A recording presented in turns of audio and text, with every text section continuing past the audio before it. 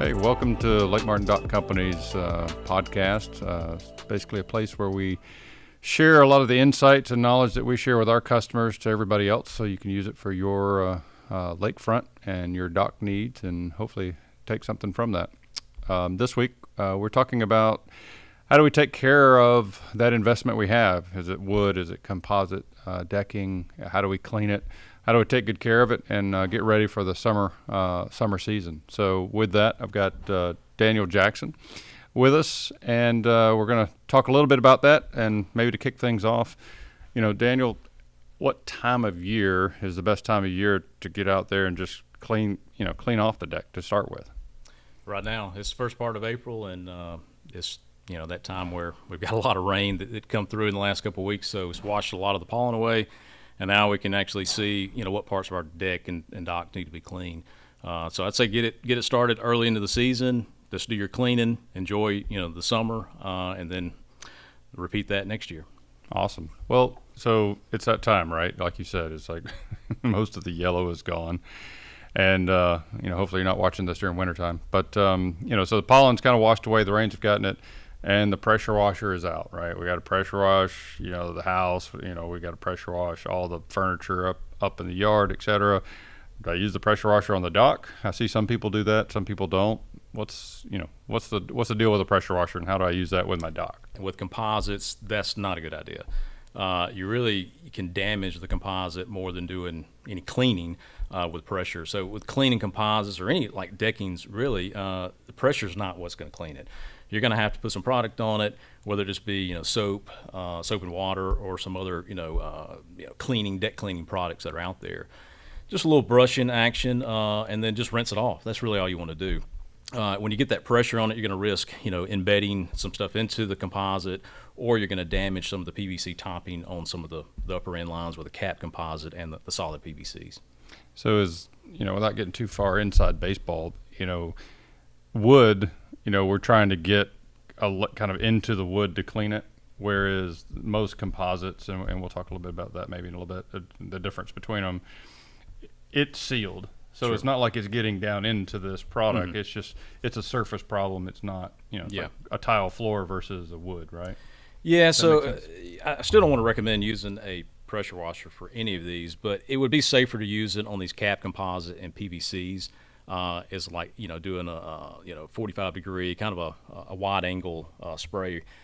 With the older composites, which I call older composites, they're going to have wood fiber plastic mix in it, and you can definitely just embed all of the dirt and grime and mold, mildew, and just push all that into the board, and you'll never get it out at that point. So it's always good practice just to kind of the first step is going to be to brush it off, and then the next step is going to be to take some cleaner, light brushing, get all those areas cleaned up, kind of focus on one area at a time, and then rinse that section off, and then just keep going to the other sections, because you want to make sure that any product you want to put on there, you want to keep it wet, brush it, rinse it off, because we're getting into some warmer months, so it's going to dry up that chemical and whatever you put on it pretty quick. So you want to be sure you keep it wet when you're actually doing the cleaning.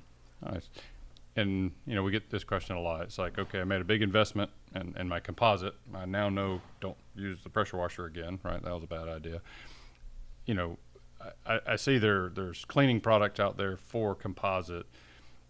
What's it, is that something required, or is it just, hey, is it better for the environment, or versus Dawn, a bucket of Dawn and throwing it out there and doing that? I mean, Sure. what are all those things about? Yeah, I think with general cleaning, you can use just soap and water, and that's going to get majority of the cleaning done. You're going to find that you're probably going to have some areas that are going to need a little bit more than that, and that's when you're going to find Quarter Clean. We've got some Xanago Marine deck cleaner that would be good for those, and those are concentrated products, so you can use full power on it, or you can dilute it some, and then you would basically spot clean those areas as needed. But I would start soap and water, or you can actually start with diluted deck cleaner, and then go about that, and then just spot clean those areas that need a little extra attention. That makes sense. So for me, part of our dock is shaded. We've got some nice trees that kind of shade that part of the dock, which is really nice, obviously. But I'm starting to see, at the beginning of the year, you'll see a little green mold I mean, is that a soap and water thing, or because it seems to come back, when it kind of gets damp? What other products might you run? Are there anything else that I can kind of get after the mold? Because not everybody has trees around their dock, but a lot of on Lake Martin especially, there's just a lot of wonderfully wooded lots. Yeah. How do I get away from that mold? Yeah, having trees and leaves falling on the deck, that's just going to create a lot of problems. But yeah, I mean, there's way you're going to regular cleaning on that. This annual type thing is going to be good. Xanago, kind of pointing them out. They actually have some mold and mildew preventers that you can spray on composite. They're safe for composites. Those are bio water based type products, so they're safe to use around lake. So you could actually clean it up, spray that product on, and it should prevent a lot of that mold, mildew growth just coming back year after year. Nice. So we talked a little bit, and we kind of maybe alluded to it, so maybe we'll add a little bit to this discussion. So, growing up, trex was the term I always heard for any non-wood decking product, kind of like, the Xerox machine, but obviously there's more companies that make a copier than Xerox. Sure. Can you maybe, what's the difference between, what big old trex board versus, the modern, what's the coolest and greatest stuff today, and why is it kind of cool? What's that evolution look like? Yeah, so you basically got three different types of what we lump them into one term, composite decking. But really what composite decking is this board here, where it's a mixture of 50% wood fiber and 50% plastic material. So you got wood fiber mixed in with plastic. And what's going to happen with this is you're going to have some fading happening, because you're going to have the wood that's going to, just naturally want to lighten up over time. And most of the industry has went over to what we call cap composite. And that's going to have a composite core. You get higher warranties with it. You get, better fade warranties, and it's overall a more durable product because you're going to have this top layer here. This a lot more durable than just having this softer composite material. And then, azek, so timbertech is, the leader in this cap composite product. And then timbertech has another product called azek, which is their solid PVC line. It's actually a cap polymer product, so it's going to be solid PVC. And you're not going to have any wood fiber in it, so you get a lot better warranties. You get a limited lifetime warranty with azek, and you get 50-year fade and stain. So the golden rule there is just don't ruin it with a pressure washer once you make the investment. Exactly. Yeah, with azek, I mean, it is a softer material, so you could definitely ruin it with a pressure washer.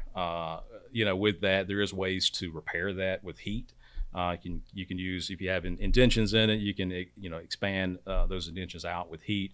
But you got to be careful with that too, because you can also ruin the wood grain look on it quickly. So, yeah, that's super helpful. Well, since you brought up heat, right? I hear people talk about, composite's hotter than wood.